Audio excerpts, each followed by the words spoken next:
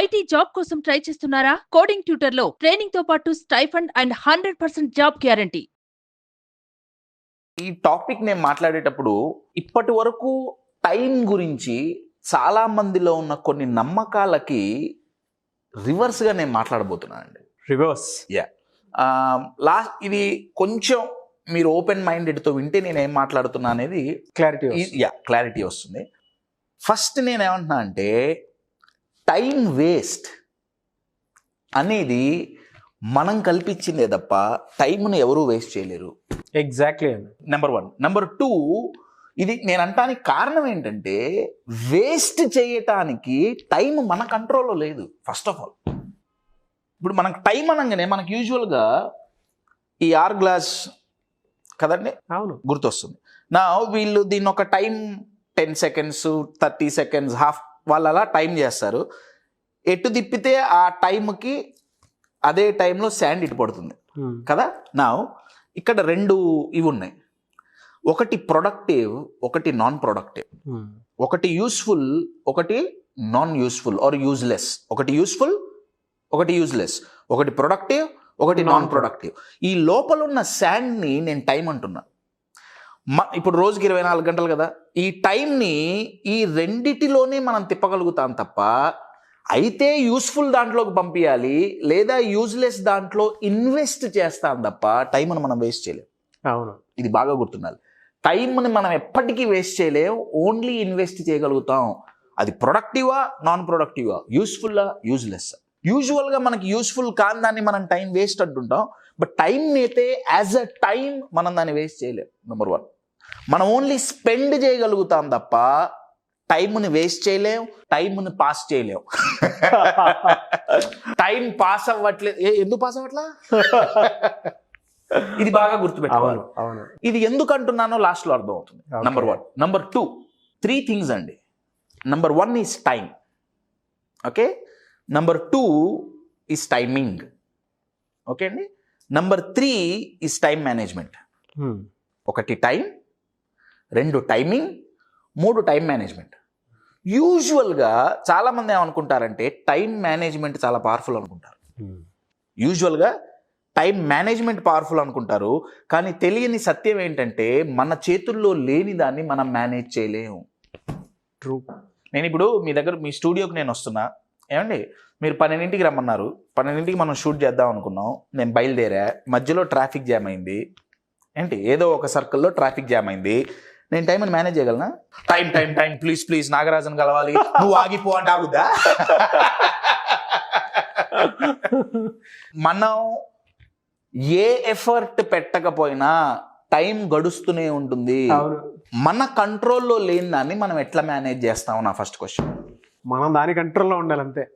Absolutely అంతే అండి. యాక్చువల్గా టైమే మనని కంట్రోల్ చేస్తుంది. ఎక్కడ తేడా వస్తుందంటే మనం యూస్ఫుల్ దాంట్లో ఇన్వెస్ట్ చేస్తున్నామా, యూజ్లెస్ వాటిలో ఇన్వెస్ట్ చేస్తున్నామా, అంతే. ఈ శాండ్ ఇటన్నా పోవాలి, ఇటన్నా పోవాలి, ఇక్కడన్నా ఉండాలి, ఇక్కడన్నా ఉండాలి, అంతే. You're getting my point. So timing, time management. Time management నేర్పుతాం ఎవరన్నా అంటే అది అబద్ధం అండి. టైంను మనం మేనేజ్ చేయలేం. ఫస్ట్ నా టైమింగ్, టైం మేనేజ్మెంట్. టైం గురించి మాట్లాడదాం. టైంలో 2 ఉన్నాయండి. ఒకటి లీనియర్ టైం. లీనియర్ టైం అంటే వాచ్లో 24 గంటలు, అది అందరికీ ఒకటే ఉంటుంది. ఇంకొకటి సైకలాజికల్ టైం. సైకలాజికల్ టైం అంటే అర్థం ఏంటంటే వెరీ పవర్ఫుల్ అండి. ఇప్పుడు నేను చాలా హ్యాపీగా, చాలా ఎక్సైటెడ్గా ఉన్నా, నా టైం ఫాస్ట్ గడిచినట్టు అనిపిస్తుంది. Yes or no? ప్రాక్టికల్గా అయితే ఫాస్ట్ గడవదు. అంతే కదండి. నిమిషానికి 60 సెకండ్లు అంతే గడవాలి కదా, దాన్ని ఎవరు మార్చలేం కదా. నేను హ్యాపీగా, ఎక్సైటెడ్గా ఉంటే టైం గడిచింది కూడా తెలియదు. నేను సాడ్గా, డిప్రెస్గా ఉంటే క్షణం ఒక యుగం, అంతే. తేడా టైంలో ఉందా, ఇక్కడ ఉందా? మేనేజ్ చేయాల్సింది లీనియర్ టైం కాదు, సైకలాజికల్ టైం. నన్ను నేను ఒక పీక్ స్టేట్లో కనుక పెట్టుకోగలిగితే టైంని యూటిలైజ్ చేసుకోవటం చాలా ఈజీ. ఎంతో ఇంపార్టెంట్ పని ఉందండి, ఆ పని చేయడానికి నేను వెళ్తున్నా. నేను చాలా సాడ్ స్టేట్లో, డిప్రెస్డ్ స్టేట్లో నేను ఆ పని చేయడానికి వెళ్తున్నా, పని నేను అనుకున్నట్టు జరుగుతుందా? జరగదు. తప్పులు జరుగుతాయా జరగవా? జరుగుతాయి. నేను అదే స్టేట్లో ఉంటున్నా, అదే తప్పులు రిపీట్ అవుతున్నాయి. టైం ఎక్కువ యూజ్ చేస్తున్నానా తక్కువ యూజ్ చేస్తున్నానా? రిపీట్ అంటే ఎక్కువ స్పెండ్ చేస్తున్నాం కదా టైం. లాస్ట్లో మనం చెప్పేది ఏంటి? అయ్యో ఇవాళ అంతా పని చేసే టైం వేస్ట్ అయింది. టైం వేస్ట్ కాలే, ఇది కరెక్ట్గా లేదు. You're getting it? So one is time, third time management. Time management దండగానే మనకు అర్థమైంది. టైంలో 2 రకాలు అర్థమైనాయి. మధ్యలోది చాలా ఇంపార్టెంట్ అండి, టైమింగ్. అదే మీరు నేను కూర్చొని చేస్తాను. టైమింగ్ చాలా ఇంపార్టెంట్. మీకు ఒక ఎగ్జాంపుల్ చెప్పాలంటే, రైతు విత్తనం నాటేటప్పుడు కరెక్ట్గా సీజన్కి తగ్గట్టుగా ఆయన విత్తనం నాటాలి. సీజన్ మూడ్లో ఉన్నప్పుడు రైతు పంట పండియాలి. అవును, దాన్ని టైమింగ్ అంటున్నాం. ఇంకా బెటర్ ఎగ్జాంపుల్ చెప్పాలంటే, టైమింగ్ సమ్మర్లో స్వెట్టర్లు అమ్మటం. Your getting valid. టైమింగ్ ఎందుకు ఇంపార్టెంట్ అంటే, నా దగ్గర ఒక మంచి ప్రోడక్ట్ ఉంది, నా దగ్గర దాన్ని అమ్మే స్కిల్స్ ఉన్నాయి, అంతా బాగుంది, కానీ టైమింగ్ రాంగ్. నేను సమ్మర్లో స్వెట్టర్లు అమ్ముతున్నా, వింటర్లో కాటన్ బట్టలు అమ్ముతున్నా, ఎవరు కొనరు? శానిటైజర్ ఎవరన్నా కొనేవాళ్ళ? ఎవరు కొనేవాళ్ళు కాదు. శానిటైజర్, మాస్కులు అమ్ముకొని లక్షాధికారులు అయ్యారు. ఎందుకంటే proper timing. Timing is important. ఈ మూడిట్లో అన్నిటికంటే important psychological time, number 1. Number 2, ఏ టైంలో ఏం చేస్తున్నాం, దట్ ఈస్ మోస్ట్ ఇంపార్టెంట్. యూజువల్గా చాలా మంది దెబ్బతినేది ఇక్కడే. టైమింగ్ చాలా ఇంపార్టెంట్ అండి, చాలా చాలా చాలా ఇంపార్టెంట్. ప్రాపర్ టైంలో ప్రాపర్ పని చేస్తున్నామా, అక్కడే ప్రయారిటీస్ అనే పదం వస్తుంది. టైంని యూజ్ చెయ్యాలి అంటే ఎక్కడ తేడా వస్తుందంటే, ఏది ఎప్పుడు ఆ ప్రయారిటీ గనక నేర్చుకోగలిగితే టైం ఎప్పుడు యూజ్లెస్ దాంట్లోకి పోదు. నెంబర్ 1. అయితే మీరు గూగుల్లో ఒకప్పుడు సాఫ్ట్ స్కిల్స్ వాళ్ళు ఇప్పటికీ నేర్పుతున్నారు అనుకుంటా, టైం మేట్రిక్స్ అని కొడితే ఓ 4 డబ్బాలు వస్తాయి. చాలా పవర్ఫుల్ థియరీ అది. Soft skills trainers, motivational speakers వాళ్ళు నేర్పుతుంటారు. మేట్రిక్స్ ఇస్తారు. మీ గూగుల్లో ఇప్పుడు వచ్చేస్తుంది. టైం మేట్రిక్స్ అని కొడితే ఇంపార్టెంట్, అర్జెంట్ అని ఒక 4 వస్తాయి. ఇంపార్టెంట్, అర్జెంట్ అన్న కాంబినేషన్తో చాలా పవర్ఫుల్ అండి. అయితే దాన్ని చాలా ప్రాక్టీస్ చేయడానికి ప్రయత్నించి ఫెయిల్ అయిన వాళ్ళ దగ్గరకు వస్తారు. మేట్రిక్స్లో ఏమైనా తప్పు ఉందా? డెఫినెట్లీ లేదు. ఎక్కడ తప్పు ఉందయ్యా అంటే, నా సైకలాజికల్ టైం ప్రాపర్గా మేనేజ్ చేయట్లా. చాలాసేపు నేను పనికిరాని ఆలోచనలు, పనికిరాని స్టేట్స్లో మనం ఉండిపోతున్నాం. అందుకే మన ప్రొడక్టివిటీ బయటికి రావట్లేదు. అవును. సో నెంబర్ 1, టైంను మనం మేనేజ్ చేయలేం, టైంను మనం కంట్రోల్ చేయలేము. మేనేజ్ చేసుకోవాల్సింది మన ప్రయారిటీస్, కంట్రోల్ చేసుకోవాల్సింది మన ఇమోషన్స్, ఆర్ మేనేజ్ చేసుకోవాల్సింది మన emotions. Number 3, timing and psychological time. నా యూస్ఫుల్గా టైంని ఎలా ఇన్వెస్ట్ చేయాలి, నేను దాని గురించి మాట్లాడట్లేదు ఈ వీడియోలో. యూజ్లెస్గా అంటే, ఈ టైం యూస్ఫుల్గా మనం ఎందుకు ప్రయారిటైజ్ చేయలేకపోతున్నాం? మేబీ ఒక 3-4 పాయింట్స్ చెప్పి నేను వీడియోని క్లోజ్ చేస్తాను. షూర్. ఎందుకు మన దగ్గర టైం ఉండట్లా? ఫస్ట్ రీజన్ ఎందుకు టైం ఉండట్లేదంటే, ఫియర్ ఆఫ్ ఫెయిల్యూర్ అండి. చాలామంది ఏమంటుంటారంటే, ఇంట్రెస్ట్ లేదు పని చేయడానికి.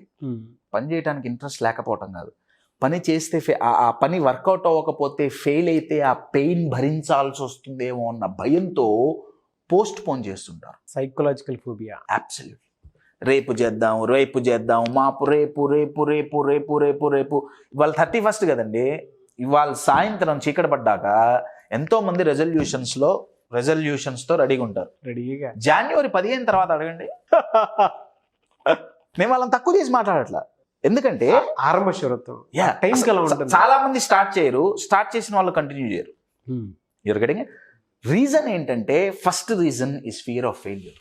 ఎండ్ రిజల్ట్ ని ముందే ఇమాజిన్ చేసేసుకుని మైండ్ లో పెట్టేసుకుంటారు. అబ్సల్యూట్లీ. ఆ ఎండ్ రిజల్ట్ ఎలా, వెరీ పవర్ఫుల్ పాయింట్ అండి. ఎలా ఇమాజిన్ చేస్తున్నారు? పోతుందని ఇమాజిన్ చేస్తున్నారు. అవును.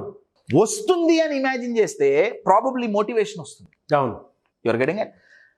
కానీ నేను ఫెయిల్ అవుతా, ఇది వర్కౌట్ అవ్వదు అనే నేను ఆ సినిమా చూస్తున్నా, నేను ఆల్రెడీ ఫ్లాప్ సినిమా చూస్తున్నా, అది హిట్ ఎట్లా అవుతుంది? నా మైండ్లో ఫ్లాప్ సినిమా ఉంటే నేను ఫ్లాప్ సినిమానే తీస్తా. అవును. ఫ్లాప్ సినిమా ఆబ్వియస్గా ఫ్లాప్ అవుతుంది, హిట్ అవ్వదు. You're getting it.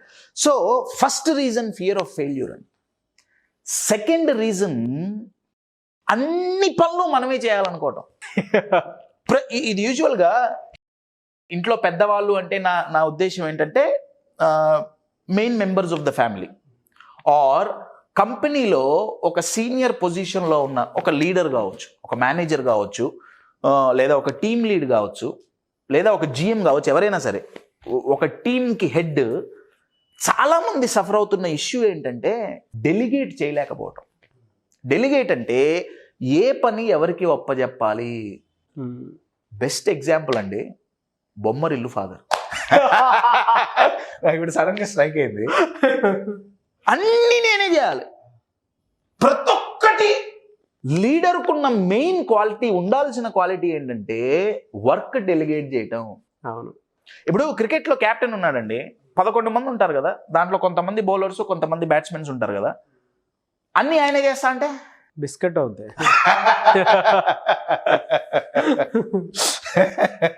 ఎందుకు చేయలేము డెలిగేట్ అంటే అవతల వాళ్ళ ఎబిలిటీని వీళ్ళు ట్రస్ట్ చేయరండి, నమ్మలేరు.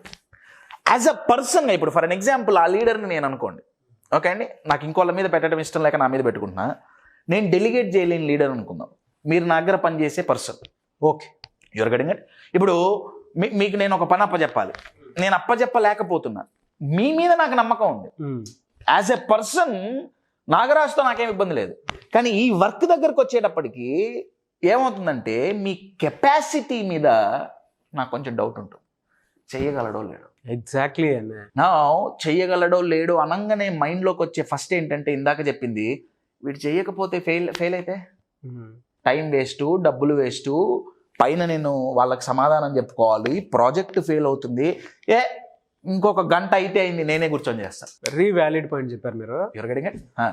చాలా మంది ఎంప్లాయీస్కి ఉపయోగపడే పెద్ద పాయింట్ ఇది. మీరు చెప్పినట్లు మీరు బాస్, నేను ఎంప్లాయీ అనుకుందాము, మీకు నా మీద ట్రస్ట్ వర్తి ఉంటుంది, కానీ కెపాసిటీ మీద డౌట్ ఉంటుంది, నా క్యాపబిలిటీ మీద ఖచ్చితంగా డౌట్ ఉంటుంది. చాలా మంది బాస్ కానివ్వండి, లేదంటే టీమ్ లీడర్స్ కానివ్వండి, ఎంప్లాయీకి ఇచ్చేటువంటి వర్క్లో వాళ్ళ పని వాళ్ళని చేసుకొనివ్వక ఎండ్ రిజల్ట్ ఏదైతే ఉందో వాళ్ళు లాస్ అవుతారు, వీళ్ళకి ఫ్యూచర్ లేకుండా చేసుకుంటారు. ప్రతి టీమ్ లీడర్కి ఎంప్లాయీకి మధ్య జరిగే పెద్ద వార్ అండి, మెంటల్ వార్ ఇది. అవును, వెరీ పవర్ఫుల్ మెంటల్. ఇప్పుడు ఈ వ్యక్తి లీడరు ఎంప్లాయీకి అరే నేను నీ కెపాసిటీ మీద నాకు డౌట్ ఉంది అని చెప్పలేరు. చెబితే అక్కడ ఏమవుతుందో తెలియదు. నా ఇటుపక్కన ఎంప్లాయీ తరపు నుంచి నా బాస్ నాకు పని పూర్తిగా డెలిగేట్ చేయట్లా, నేను ఇంకా ప్రూవ్ చేయాలి, నేను ఫెయిల్ అవ్వకుండా, నా ఇక్కడ ఫియర్ ఆఫ్ ఫెయిల్యూర్ వచ్చింది, ఇక్కడ ఫియర్ ఆఫ్ ఫెయిల్యూర్ వచ్చింది. 2 ఫియర్ ఆఫ్ ఫెయిల్యూర్ల మధ్య ఓన్లీ ఫెయిల్యూర్ వస్తుంది. ఎస్, ఆ వర్క్ ఎప్పటికీ జరగదు. లీడర్స్ చాలా, అది ఇంట్లో అయినా సరే ఆఫీస్లో అయినా సరే, స్ట్రెస్కి అతిపెద్ద రీజన్ మన వర్క్ కాదు, మనం చేసే పని కాదు, డెలిగేట్ చేయలేకపోవటం.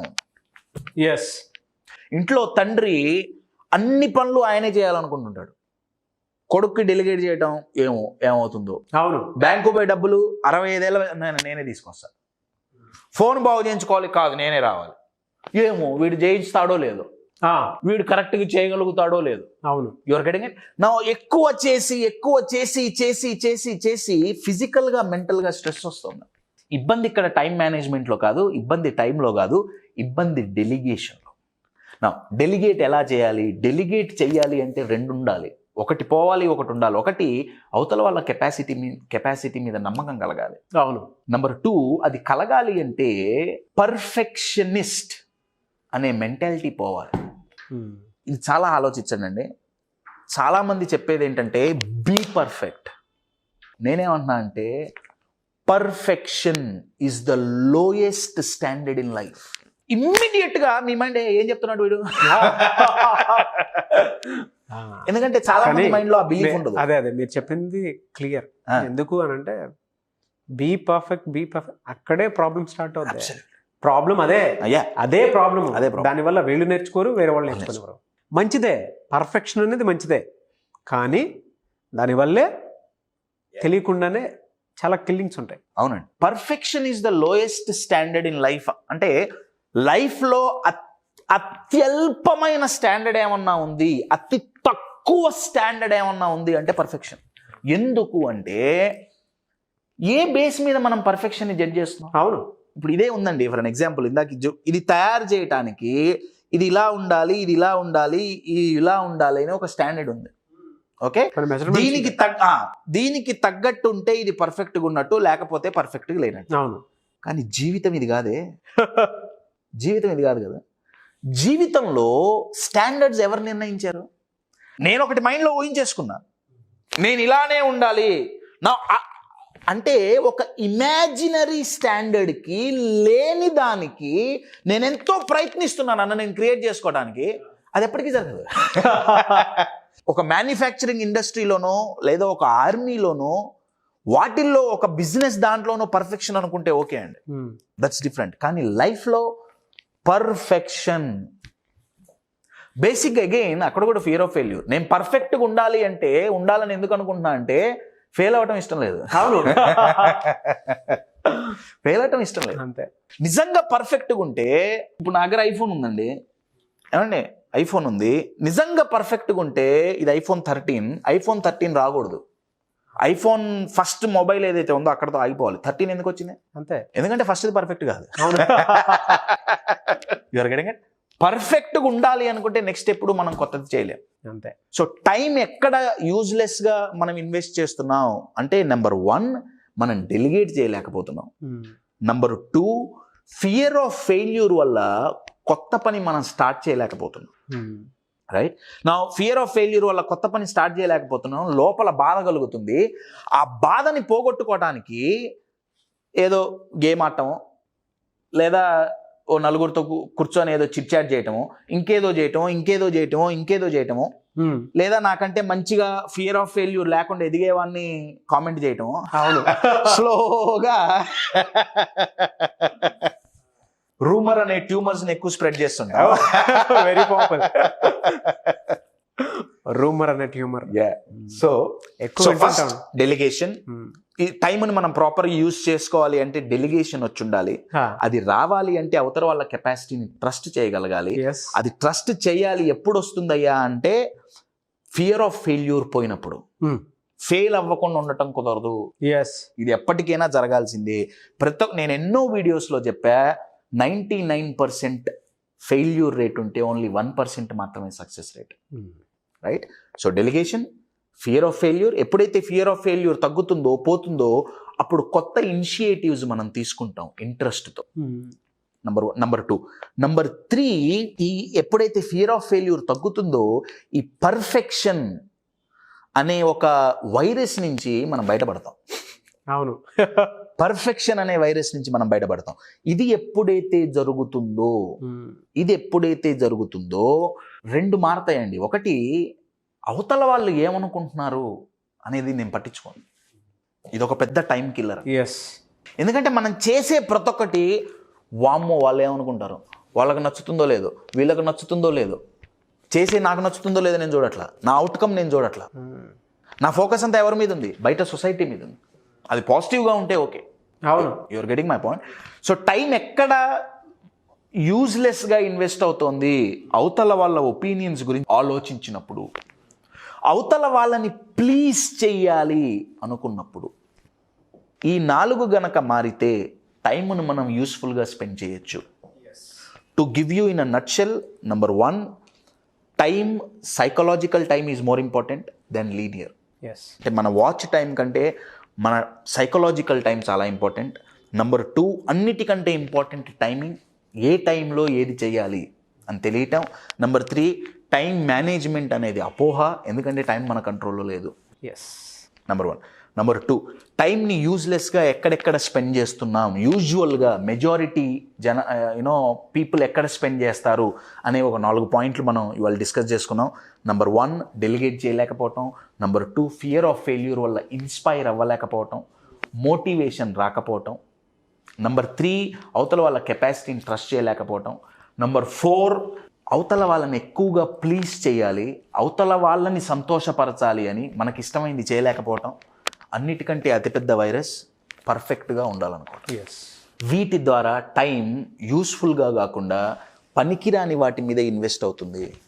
ఈ ఇన్వెస్ట్మెంట్ని ఇటు మార్చుకోగలిగితే, అది జరగాలి అంటే మనం దీన్ని మేనేజ్ చేయాలి, టైంను కాదు. మనం మేనేజ్ చేయాల్సింది టైంను కాదు, మన మైండ్ని.